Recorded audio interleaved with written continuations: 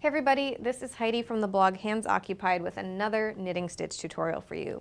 In this video, we are going to tackle the beginner-friendly moss stitch.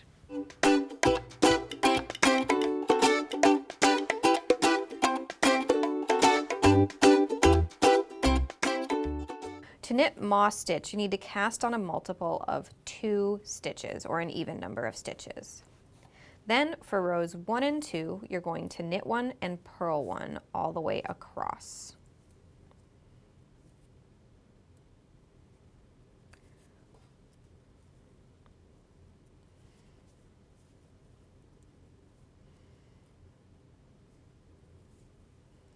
All right, there's row 1, and then for row 2, which is the other side of our work, we're going to knit 1 and purl 1 once again.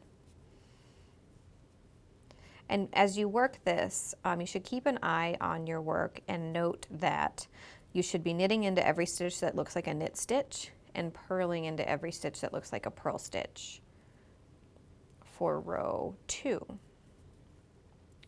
Now for row 3, we switch it up.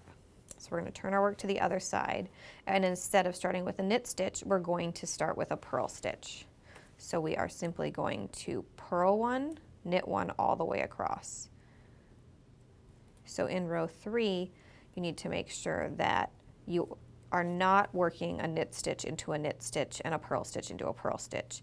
You're going to be doing the opposite. So purl 1 into what has been 2 rows of knit stitch, and knit 1 into what has been 2 rows of purl stitch. Purl 1 and knit 1. Then for row 4, we're once again going to purl 1 and knit 1. And so just like we did with row 2, we should be looking for purl bumps to purl into, so purl 1, and then knit stitches to knit into. So the moss stitch, a lot of people might confuse it with seed stitch because it's a knit 1, purl 1 stitch, but instead of doing knit 1, purl 1 for a staggered effect across every other stitch, you do 2 rows of knit 1, purl 1, and then 2 rows of purl 1, knit 1.